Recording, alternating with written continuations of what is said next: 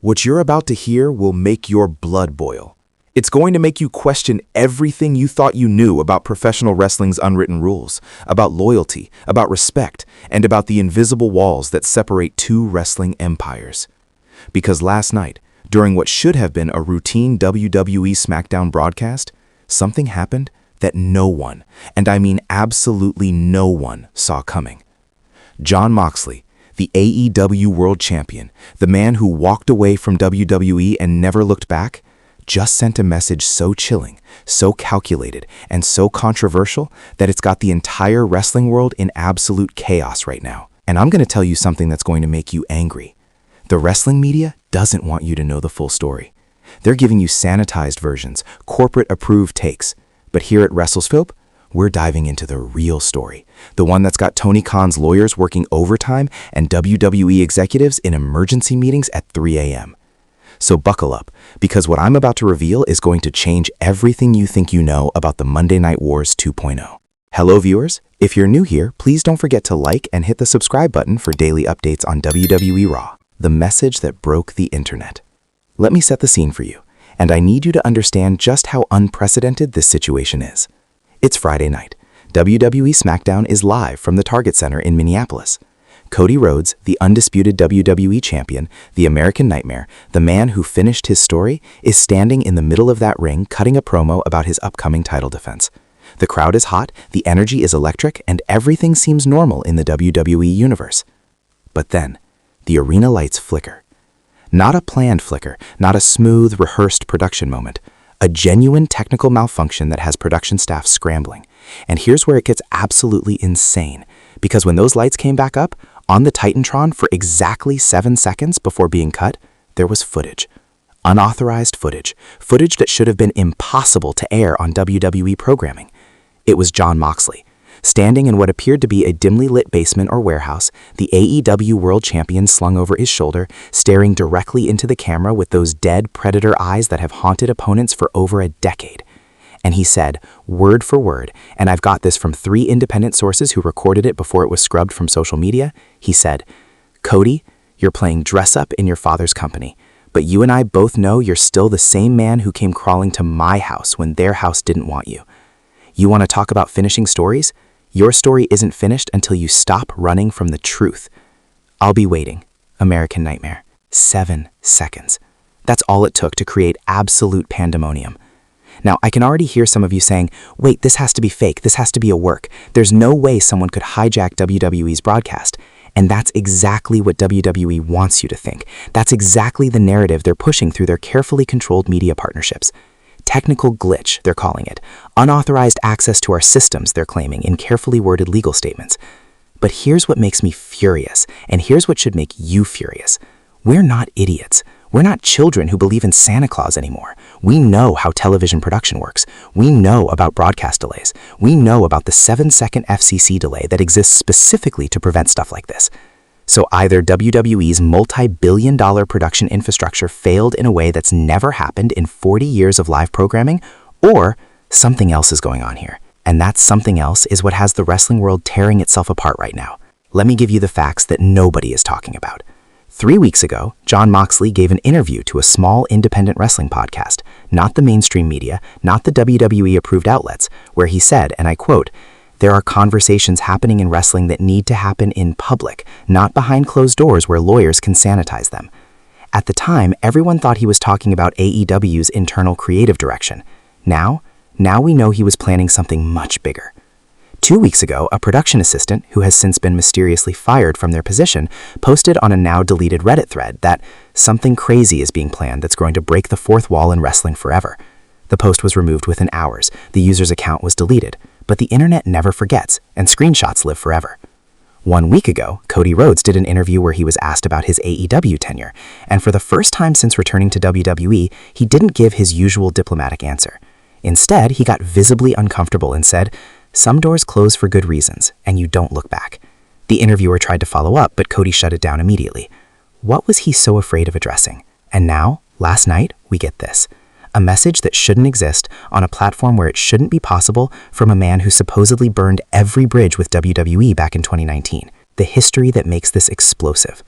To understand why this is so much bigger than just one message, we need to talk about the history between these two men, a history that the corporate wrestling machine has worked very, very hard to make you forget. Jon Moxley and Cody Rhodes, Dean Ambrose and Stardust, The Shield and the Bizarre One.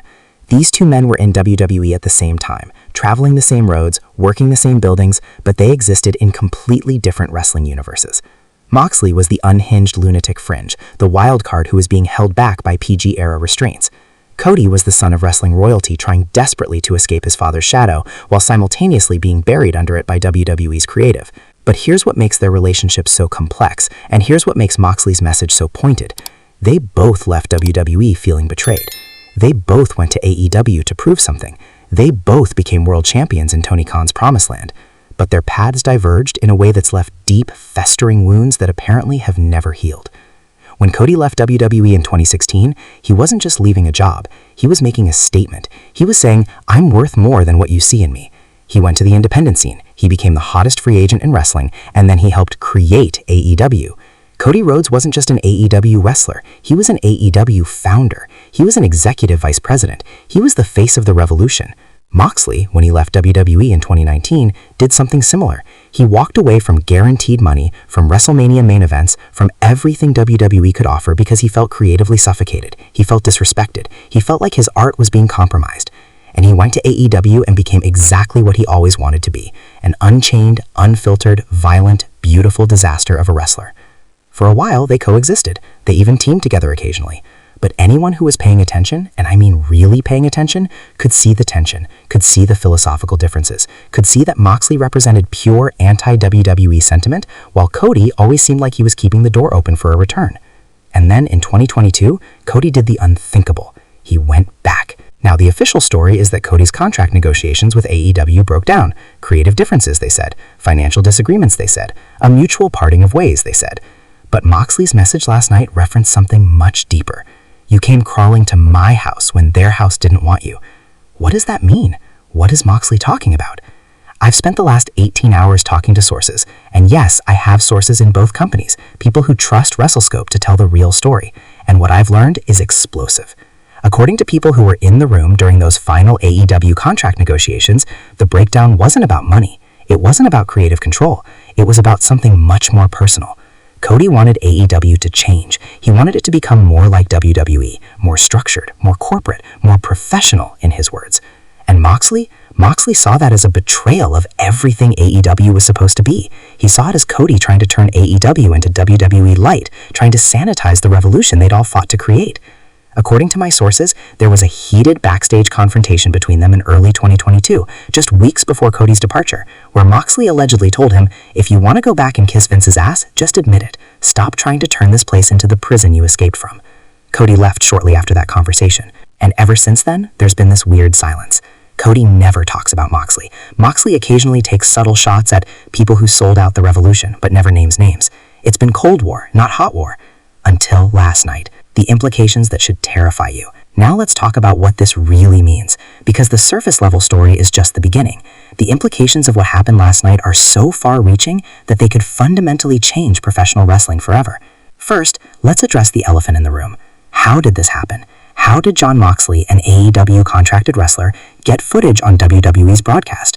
Theory 1, it was a legitimate hack. Someone with serious technical skills breached WWE's production systems and injected that footage into the live feed.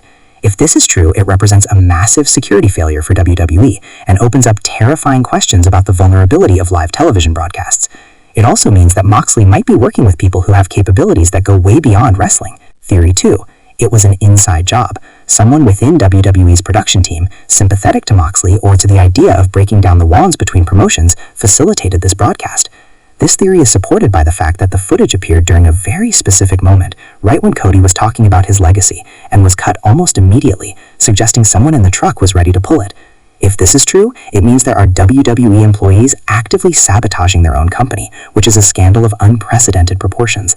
Theory 3, and hear me out on this one because I know it's going to make some of you angry, it was a work. WWE and AEW are secretly collaborating on the biggest storyline in wrestling history. This theory is the hardest to believe because it requires Triple H and Tony Khan, two men with massive egos and competing business interests, to work together. But consider this, wrestling is at a crossroads. Television ratings are declining across both companies. Mainstream attention is drifting away. What better way to create buzz by blurring the lines between promotion in a way that's never been done before? Personally, I think it's a combination. I think Moxley wanted to send this message, found someone sympathetic within WWE's infrastructure, and both companies are now trying to figure out how to spin this to their advantage. WWE is playing it as a security breach to avoid looking complicit. AEW is staying mysteriously silent because Tony Khan is trying to figure out if this helps or hurts his business. But regardless of how it happened, let's talk about what it means. If this leads to some kind of inter-promotional storyline, we're looking at something bigger than the original Monday Night Wars. We're looking at the two biggest wrestling companies in North America acknowledging each other's existence in a way they never have before.